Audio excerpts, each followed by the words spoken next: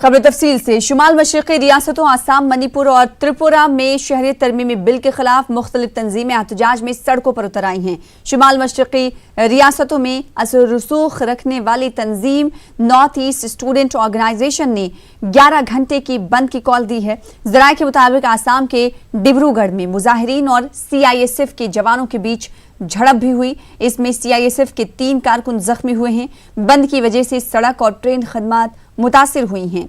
NESO का मानना है कि इस बिल के कानून बनने के बाद शुमाल मशरक़ी रियासतों में गैर कानूनी बांग्लादेशियों का सैलाब आ जाएगा, जिसके बाद लोग सड़कों पर उतरकर एहतजाज दर्ज कर रहे हैं।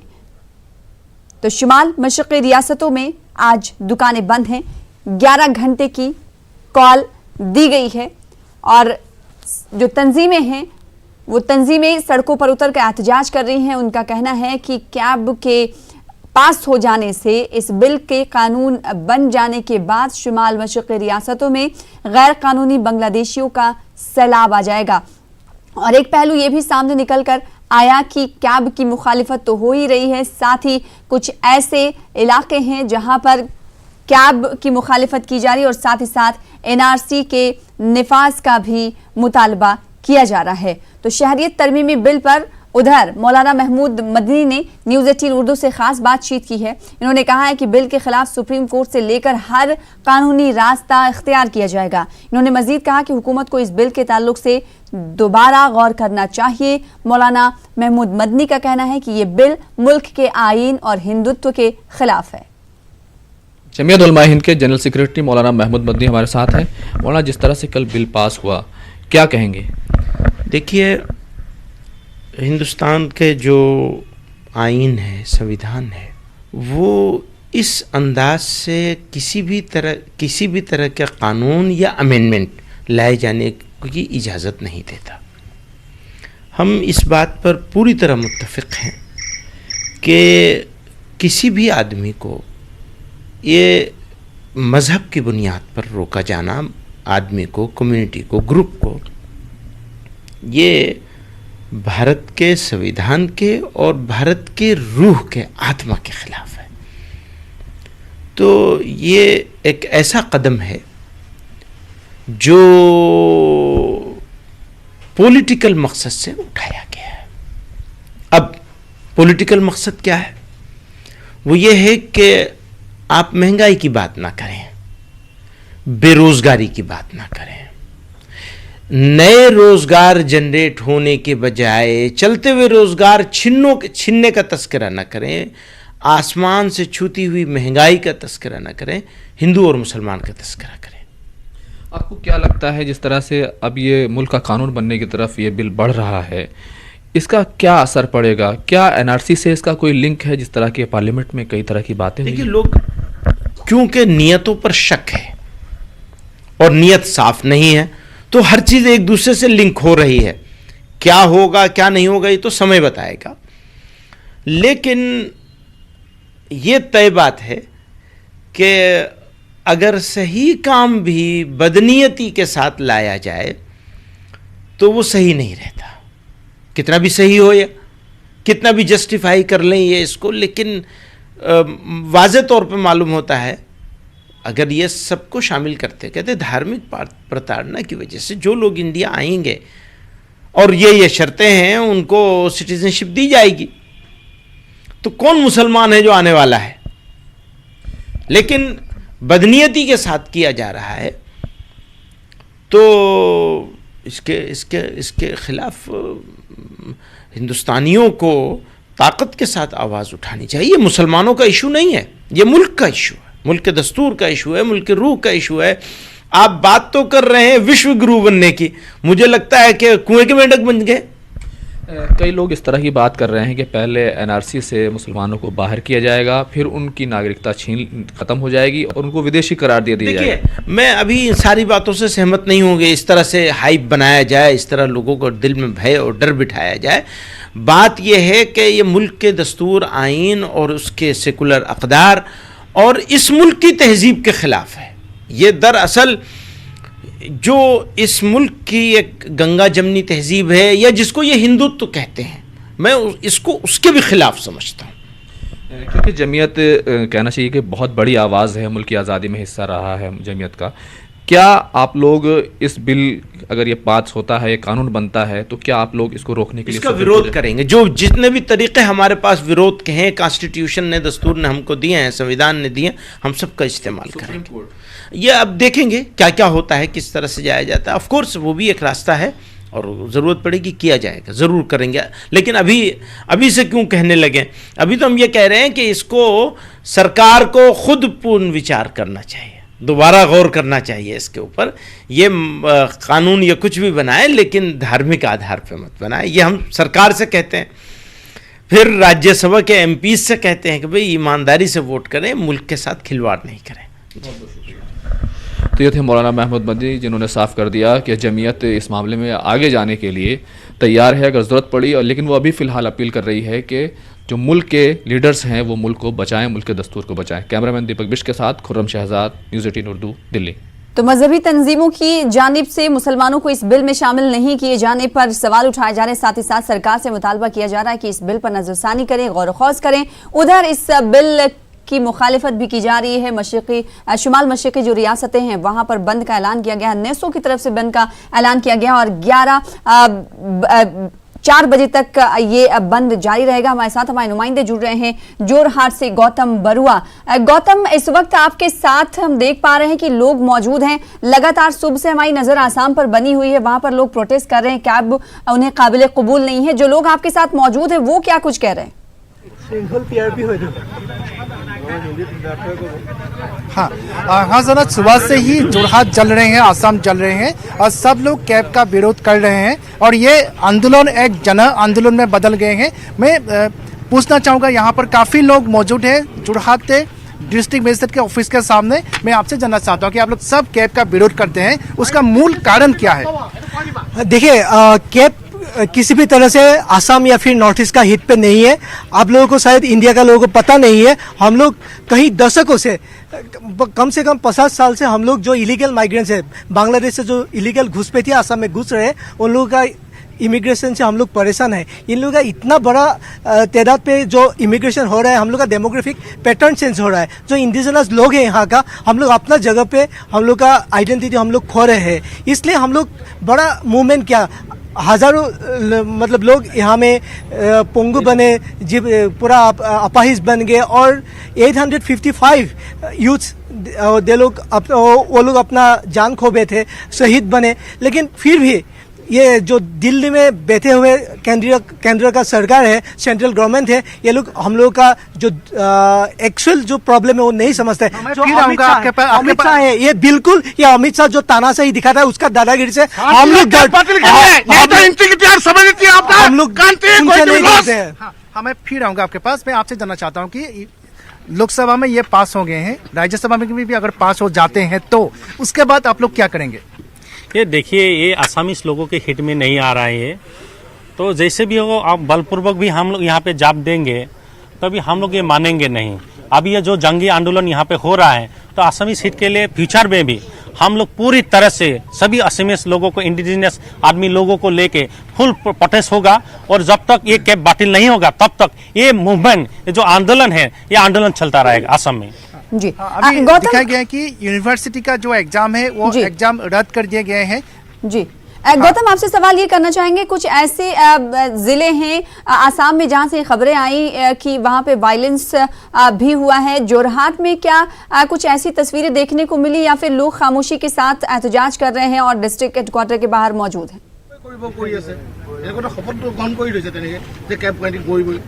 नहीं समझ, जोरहाट में बिल्कुल खामोशी नहीं है। जैसे कि ऊपरी असम के साबुआ में पुलिस अधिकारी के ऊपर आक्रमण हुआ था कल प्रोटेस्ट के दौरान, और उसके बाद कल सांसद कामाख्या प्रसाद तासा के घर के सामने लोग नंगा होकर प्रोटेस्ट किया था, और आज भी असम विधानसभा के अध्यक्ष हितेंद्र नाथ गोस्वामी के घर के सामने भी प्रोटेस्टर जाके प्रोटेस्ट किया था।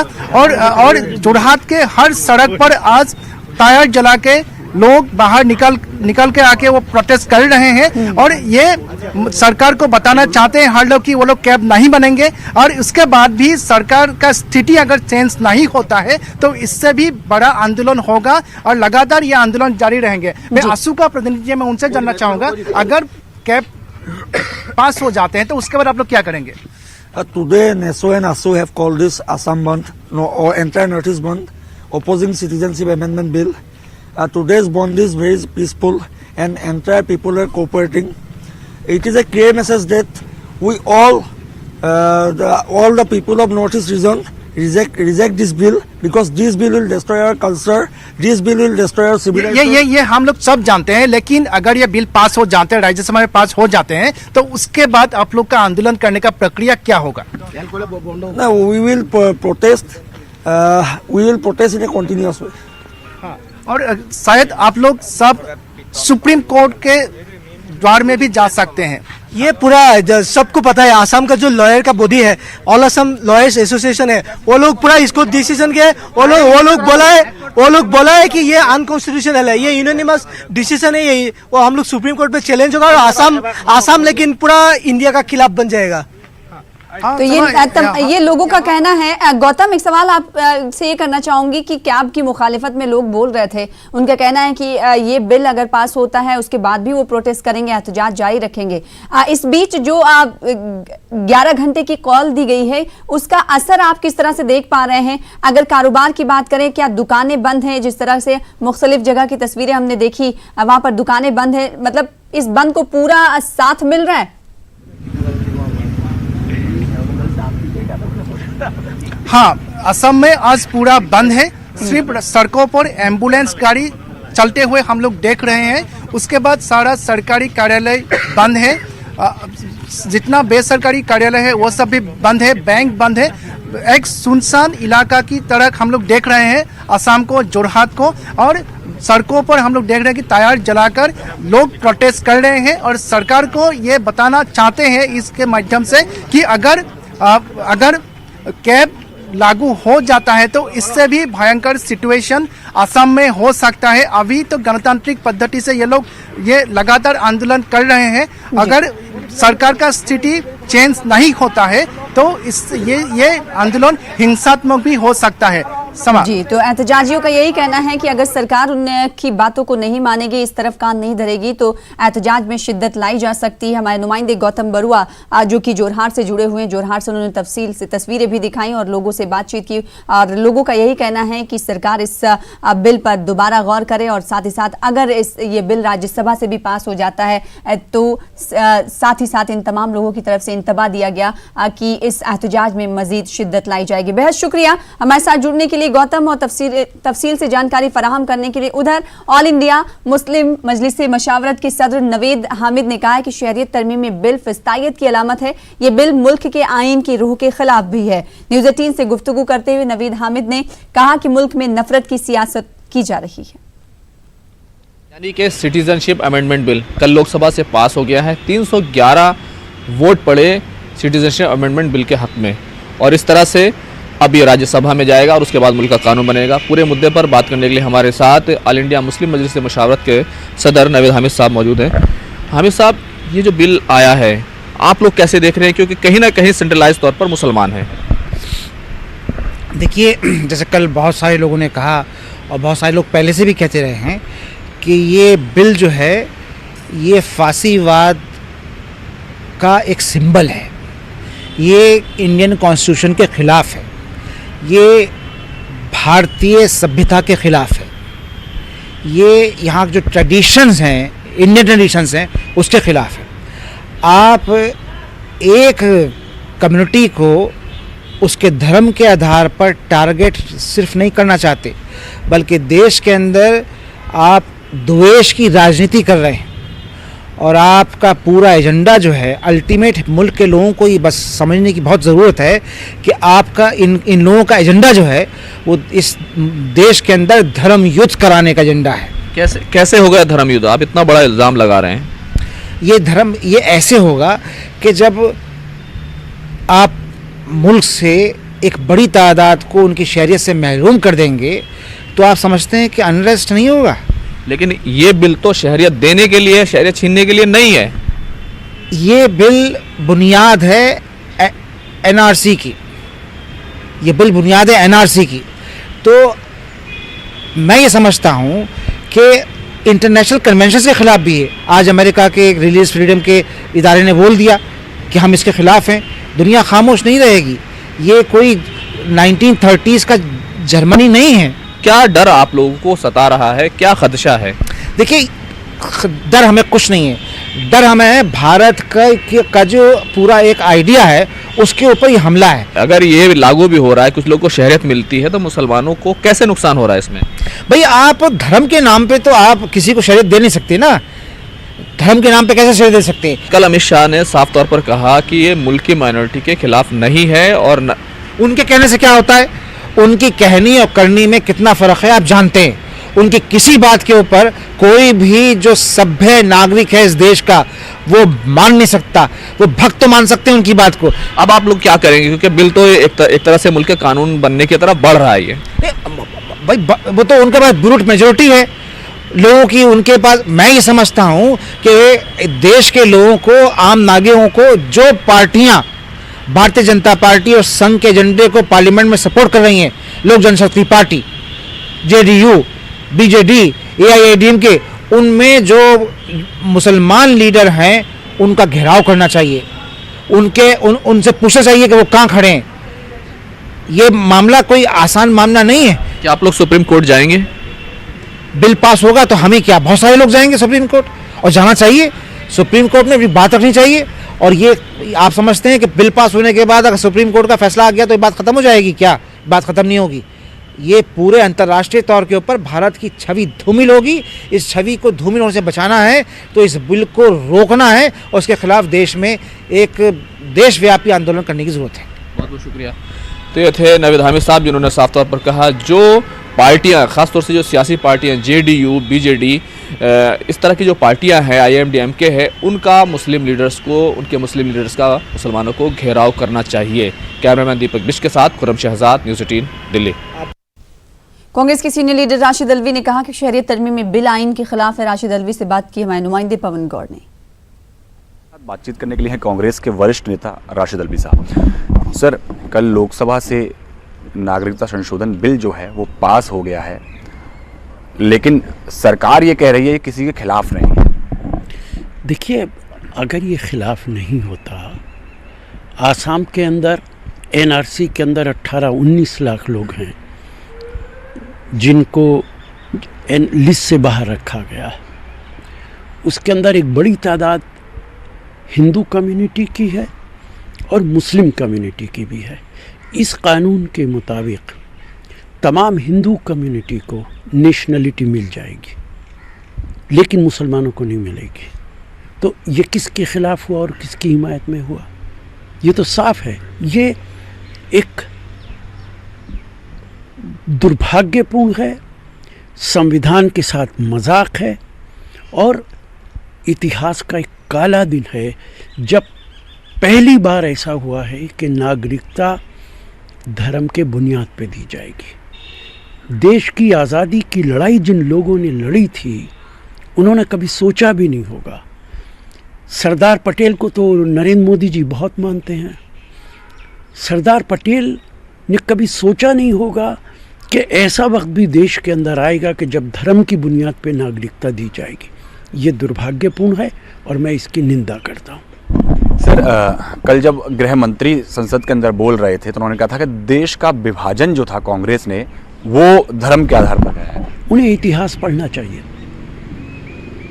देश का विभाजन जिन लोगों की जिम्मेदारी कर रहे हो, उन्होंने देश की आज़ादी दिलाई है अपना लहू देकर, जेलों में जाकर। अमित शाह जी, आज पार्लियामेंट में जो आप बयान दे रहे हैं ये उन लोगों की कुर्बानियों की बदौलत दे रहे हैं जिन पे आप इल्ज़ाम लगा रहे हैं।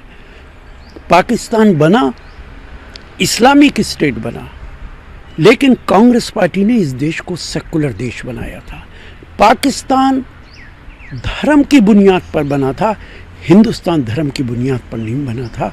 अमित शाह जी को चाहिए कि इतिहास पढ़ें तो उनकी समझ में आ जाएगा। देखिए सर, इस पूरे विवाद के अंदर पाकिस्तान भी कूद गया है। पाकिस्तान कह रहा है कि हिंदुस्तान के अंदर जो अल्पसंख्यक हैं उनके अधिकारों का हनन हो रहा है।